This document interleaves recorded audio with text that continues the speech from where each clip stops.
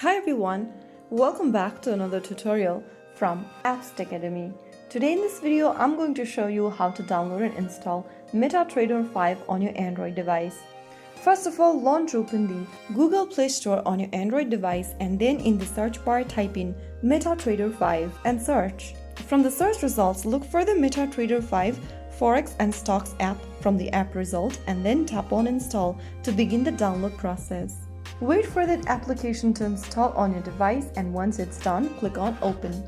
Now you can go ahead and open a new account, or you can also create to choose a demo account for practice. So that's how you easily download and install MetaTrader 5 on your Android device.